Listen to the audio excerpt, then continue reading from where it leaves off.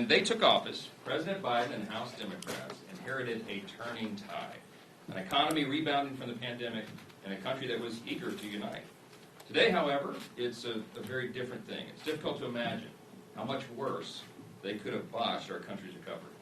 During what should have been a time of hope and optimism and recovery, our country instead faces a multitude of crises. We've got an economic stagnation problem at home. We have a raging border crisis close to home. And of course, now we have foreign policy crises around the globe. In the face of all this, the Democrats in this House are doing everything they possibly can to push through a $5.5 trillion spending package. It would be higher taxes, higher spending, spread over two bills that are linked together by the House Democrat leadership. The first is called an infrastructure bill, and it's not that at all. It's a spending bill. And only a fraction of the spending would actually go to things that regular, everyday Americans and all of us regard as infrastructure. Negotiators assured us the bill would be paid for, but it's not. They insisted it would not raise taxes, but it obviously does. Nowhere in the legislation are there any regulatory, permitting, labor, or energy policy reforms that would streamline the broken bureaucratic processes that kill infrastructure projects. Remember, this bill is all spending and no reform. Most concerning of all, we were told that passage of this bill would satisfy the spending appetite of enough Democrats to impede passage of their separate $4.3 trillion party line spending bill, but it will not. We know this is true because all 50 Democrats in the Senate, including Bernie Sanders, still voted for it. And House Democrats are fighting about whether to consider either the $1.2 trillion spending bill or the $4.3 trillion spending bill in the absence of the other. Almost no one believes that's possible. House Republicans would have supported a standalone bill that was paid for and actually targeted to our nation's infrastructure needs. But we cannot support legislation that does more to pave the way for reckless Biden, Schumer, Pelosi tax and spend agendas than it does to pave our roads. The second bill, well, the Democrats still don't know what they want. It could include mass amnesty. It could include taxes on prescription drugs or a carbon tax or any number of other terrible provisions. The one thing they do know is that they want to spend $4.3 trillion of taxpayer funds at a time when our national debt is about to exceed $29 trillion. Democrats have a mere 3-seat majority in the House. There's a 50-50 deadlock in the Senate. Does any objective person think their mandate is to ram through the most partisan, most expensive legislative package in the history of this country using the slimmest majority possible? And before they even tell the American people what's in it, we say, no way. If they hadn't just voted to legalize abortion up until the moment of birth, I'd say this is the most ridiculous thing we've ever seen. The American people do not want this, and House Republicans are going to do everything we can to make sure this charade is stopped. With that, I'm happy to yield to the ranking member on the House Committee on the Budget, Mr. Jason Smith. Good morning. I'm here today because of what Speaker Pelosi announced last night. She announced to the world what we already know, is that she put herself in a box, that the legislative crisis that's before her is won by her own creation, that she needs the progressives to bail her out of this situation of this week. That is why at 8:23 Thursday evening, the Budget Committee noticed up to have a hearing at 2 o'clock on Saturday. 2 o'clock on Saturday took 8 hours to mark up her $4.3 trillion spending bill, with only 1% of the total spending that has been scored by CBO. 1%. She moved this ahead, moved it forward, because she wanted to show some kind of fake momentum with the progressives, that she was still having the reconciliation bill tied in with the infrastructure bill. This $4.3 trillion spending bill is the largest spending bill to ever be brought up in Congress. It is the largest tax increase bill ever brought up in Congress. We are facing the highest inflation that we have since 1981. This will only fuel the fire of inflation. This bill breaks the president's tax pledge. that you will not raise taxes on people making less than $400,000. And this rewards their political friends, allies, and donors. They're wealthy environmentalists. And people ask, why would they reward the wealthy? Over $70 million was used by Wall Street to defeat Donald Trump. The 10 most wealthy legislative districts in all of Congress are held by Democrats. They are the party of the wealthy. That's who they represent. You can't deny it. That's why this bill provides that if you make $800,000 a year, you can get huge luxury tax credits for your electric vehicles. That's why you can get tax breaks for your electric bikes. That's why millionaires' kids can get free college. That's why people who make $500,000 a year can get taxpayer paid family leave. This piece of legislation is all loaded of helping the wealthy at the expense of the working class. It's a disaster. She has her hands full. We'll see what happens this week. I have to turn it over to our wonderful leader of the House Appropriations Committee, Ms. Kay Granger. Thank you. The government could shut down literally in a few days. It's a terrible position to be in, and it's completely unnecessary. A government shutdown would impact military readiness, border security, and so many programs Americans rely on. We could have passed a bipartisan continuing resolution last week, but the Democrats attached it to the debt limit. The Democrats did this even though Republicans were clear we opposed tying these two votes together. We'll now see what the Senate sends back before the fiscal year ends on Thursday. But one thing is certain, the Democrats must take responsibility and address the debt limit themselves. With total control of the government, they have the ability to do that. I hope the Senate will send back a CR that both sides can support, but it cannot be tied to the debt limit. And now I introduce fellow Texan Beth Union. This bill that claims to help is actually doing a lot more damage. It includes $180 billion in payoff offsets, which roughly equates to about $400 billion shortfall. This will open the floodgates for massive spending and tax increases on working families as the increased inflation continues to damage our economy. Inflation is causing insurmountable supply chain problems, and this administration is refusing to address port congestion, which is causing a nightmare for builders and construction companies. We are to have no tools to build back better. All Democrats are doing is throwing money at the issue to check a box with no understanding or plan to actually make infrastructure in this country work better for Americans. Even if we pass this bill, this administration is turning a blind eye to the supply chain problems that are clogging our ports and crippling our supply chain. As you've heard, Republicans want a plan for infrastructure investment, but this is a desperate administration looking for a win to distract Americans from the Biden-caused crises, both home and abroad, while opening the floodgates and trillions more in spending to come by passing this bill. There's no regulatory reforms or at all, which means no improvement, which is going to cause projects to be completed, delayed, plagued with budget overruns, and weighed down in more bureaucratic red tape. It includes $7.5 billion for electric vehicle charging stations, where we're picking winners and losers in this area, and $70 billion in investments for transmissions and battery storage. This is a cost that the private sector can and should bear. It's a handout disproportionately affecting the wealthy. Government will not keep up with the speed of innovation that will happen in the private sector, and will end up paying large sums for outdated technology.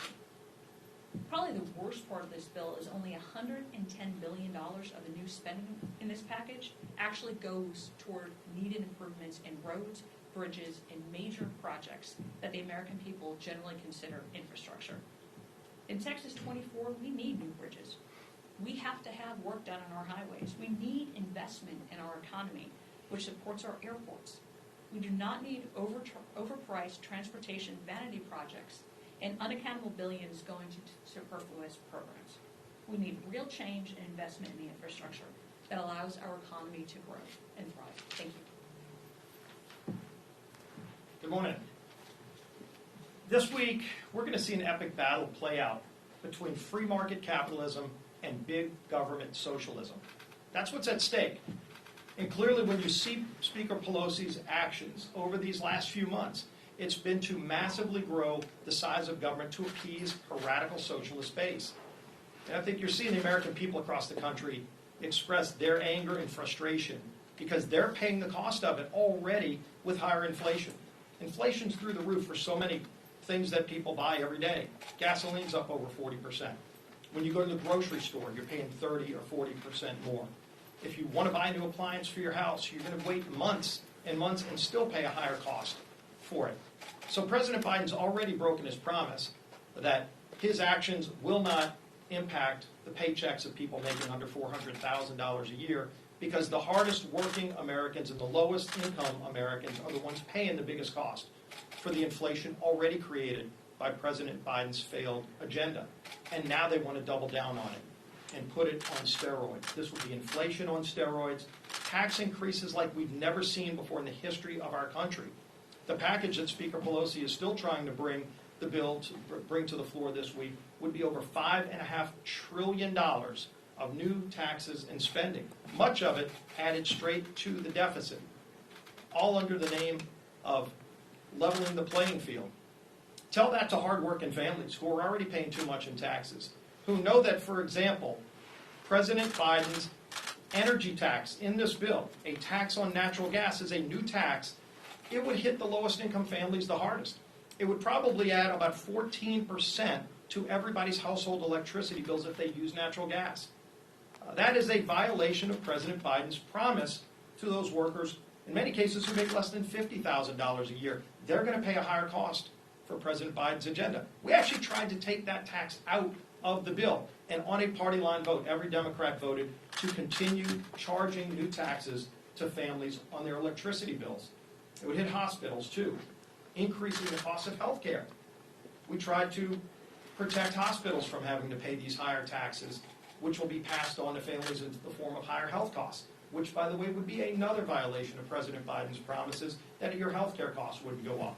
Over and over again, we've seen broken promises, and the American people are fed up. That's why we are fighting against all of this radical socialist spending and these new taxes that are going to hurt families in America, that are going to be a gift to countries like China. Because if you think about it, you look at the Green New Deal policies that are in this radical spending bill. They exempt China from the major provisions of these bills. China's right now the country emitting the most new carbon. They're opening up 300 coal plants this year. America was reducing carbon emissions through ingenuity. We were making more things in America. We were bringing jobs back to America. We were growing our middle class under President Trump. And we did that by lowering taxes, by having regulations that actually make sense, that don't go out to pick winners and losers. And they want to reverse all of that and then exempt China. And President Biden's already shown he's willing to trade American jobs and give them away to foreign countries when he killed the Keystone Pipeline on day one of his presidency.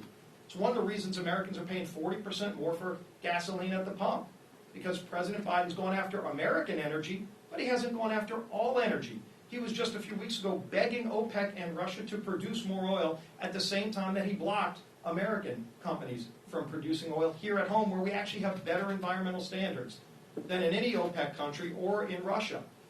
And yet he green-lighted a pipeline so that Russia could create jobs in their country while killing jobs in the United States. It's catching up with the president. People are paying attention and people are fed up. They don't want to pay for all of this big government socialism, and yet that's where we are. That's what's going to play out this week. There's crisis after crisis that was created by President Biden, and he's the one that should step up and say enough is enough and start working with Republicans, start following through on his promise. Here in the House, Sam Graves, the leader of the Transportation Committee, has been wanting to work on a bipartisan infrastructure bill. It has been shut out of the process from day one because they want to go forward with their go-it-alone bill. In their bill, by the way, they have over $100 billion in Solyndra-style slush funds. Slush funds are not infrastructure, yet that's part of their new spending. That's not where we need to be going.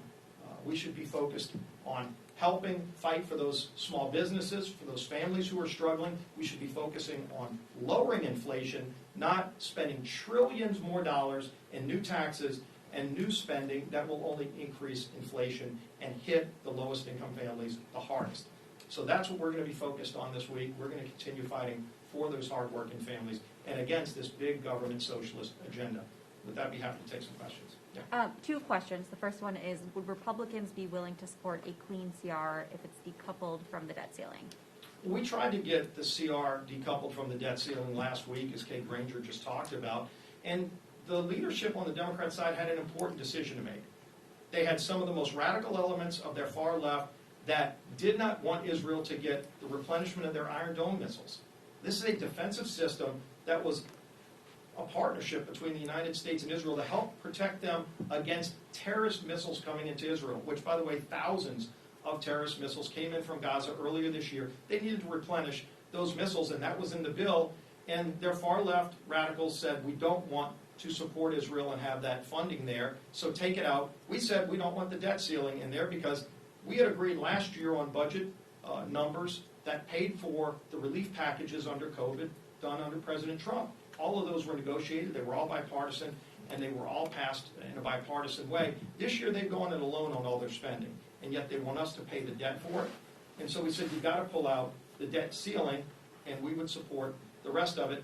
And when they had that decision to make, instead of jettisoning the debt ceiling, they threw Israel under the bus and jettisoned the Iron Dome funding. It was a disgraceful moment, and ultimately, we stood up and said, we insist that you help support Israel replenish the Iron Dome So missiles. Republicans would support a clean CR? We've said if you negotiate with us, again, it's got to be a negotiation with Republicans to ultimately come to an agreement, which is how it's always been. When we've had bipartisan agreements in the past, bipartisan means you work with people on both sides, not just in one chamber, but both in the House and in the Senate. They've yet to do that. We've encouraged them to do it. Kay Granger and her team are ready to go. But it's time for Speaker Pelosi and, frankly, for President Biden to fulfill their promise of working with everybody and actually do it, which they've yet to. Liberal Democrats clearly fear that if the infrastructure bill passes, moderates will peel away from the reconciliation bill. Why don't you see the same thing, the same dynamic? Why don't you see the best way to kill the reconciliation bill is to give moderate Democrats a win on the infrastructure bill? Well, first of all, we tried to work with Democrats on an infrastructure bill. And again, Sam Graves laid out the foundation for a $450 billion infrastructure bill, which was roads, bridges, ports, waterways, broadband, things that everybody would consider infrastructure. And the Democrats didn't want to even enter into that negotiation. That, by the way, would have been the largest infrastructure bill in the history of the country because they wanted to just have a multi-trillion-dollar bill, a bill that was over $1 trillion. For some reason, that's what they were fixated on. And so that started this process that initially some senators, both Republican and Democrat, had thought they had an agreement with President Biden. And within an hour, Speaker Pelosi and Chuck Schumer went and demanded that President Biden link the two bills, infrastructure with taxes and spending. And from that moment on, you can see statement after statement from prominent Democrats saying that the bills are linked together. And so once they linked them together, it changed the dynamic, and it shut Republicans out of the process over here. And so, whether or not their members, and it's really a fight between socialists and liberals over there. There are no moderates left, and you can look at the voting records. None of them are voting like moderates. They're either voting like liberals or socialists, and there is a fight amongst the two, but at the same time, show me a time when the liberals stood up to Nancy Pelosi. There have been many deadlines where Speaker Pelosi said, you're going to get a vote on infrastructure by itself. And she blew by the deadline. Last night, she promised again that there would be a vote on infrastructure, and she blew by the deadline. So every time that they've thought they had a win and an agreement to separate the two, Speaker Pelosi linked them right back again, and that's where we are. In this case, so given the very narrow majority the Democrats have, and that progressives are still a little bit weird about this infrastructure vote that's coming on. A lot of people should be weird about that. It's a very dangerous bill for America. How confident are you that every single member in your conference is going to be voting against the infrastructure bill coming up? I mean, I'm talking about every single one. Well, obviously, you've seen some of our colleagues in the press saying that they support that bill. We whipped against it, among many reasons, because Speaker Pelosi and President Biden have put them together as a package, meaning both the tax and spend $4.3 trillion and the 1.2 infrastructure is a $5.5 trillion package. And so we've whipped against it, and we're working to keep that number as low as we possibly can. But again, you've read some of our colleagues in the press saying they're for it. You've read a number of Democrats saying they're against it. All this is going to come to a head maybe this week, but for all we know, Speaker Pelosi might drag this on and on because every time that there's been a deadline, they fail to meet it. Congressman, what do you make of talk that Democrats may bring a clean debt ceiling measure to the floor as early as today?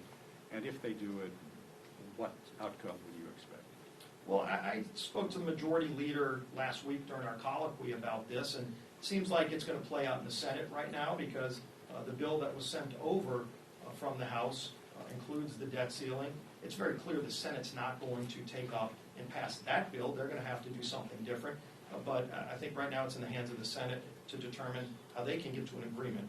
Reconciliation is one of the things that's been discussed on the debt ceiling side, but ultimately they sure haven't included us in those conversations, so I couldn't tell you where they're going to go with it. So you're not expecting to see it in the House, a clean debt ceiling bill? It's in the Senate right now, and they haven't tried to engage us in a negotiation on it. They've just asked us to vote for their spending. And by the way, their debt ceiling increase that they brought forward was not to pay for things that we all agreed on last year. That was already paid for in bipartisan negotiations. What they're asking for is a blank check between now and the end of December of next year. That was the vote that was taken. So imagine all those Democrats who voted to extend the debt ceiling for things that they don't even know they will ultimately vote for through December of next year, when they've already spent trillions of dollars and they anticipate spending $5.5 trillion in this massive bill that would destroy American jobs. Would it be a bigger challenge to muster a unified opposition against a clean debt ceiling, or do you think that? Well, you saw a unanimous vote against the debt ceiling last week when it came up attached to the CR after they jettisoned Israel's Iron Dome defense funding. And we'll let the budget ranking member. I'd like to add to address this. that too. Since we're talking about the debt ceiling, when we got noticed at 8:23 on Thursday evening of a hearing, I sent a letter to the chairman of the Budget Committee on Friday, asking that he revise the hearing notice to include revision of fiscal year 22 budget to include the debt ceiling. Mitch McConnell has said clearly just last week how the Democrats can raise the debt limit by themselves and how he will allow it to happen. Secretary Yellen came out today that the debt limit expires on October 18th. The Democrats had the opportunity on Saturday to start the process that Mitch McConnell laid out that said that he would allow to go forward, and they refused to do it. At the start of the budget hearing on Saturday, I made a motion. To postpone the hearing until Monday so that we could revise it and start the process that Mitch McConnell suggested. They failed to do it. It's in their hands. They control the House. They control the White House. They control the Senate. And they have the process and the tools at hand to raise the debt limit by themselves, and they're refusing to do it. Last question. And think about this, they haven't even gotten a Congressional Budget Office score for all of this massive tax and spending that they plan to bring to the floor possibly this week. We've asked for a CBO score. They've acknowledged they don't have one, and they might not even bring it to the floor with a score. So nobody knows what the cost of this is. We know it's in the massive trillions, and the number only keeps going up. That's the biggest concern, is every time you get a revised estimate, because it's not even official, the estimates keep going up by the trillions of dollars. People are looking at this thinking, this is insanity, because it is. And it's driving inflation, and they want to drive inflation through the roof. We'll do one more. Yes. Do you know how many of your members are planning to vote for the infrastructure bill? Yes, I do. Can you share that number with Get a us? number? No. We'll continue to have conversations with those members. I think you all know the rules of the whip operation. We talk to our members. We respect that confidentiality, and we're continuing to have those conversations. But in the meantime, I would invite all of you to come tomorrow night to Washington National Ballpark, where the Republicans will play the Democrats in a very spirited, friendly competition.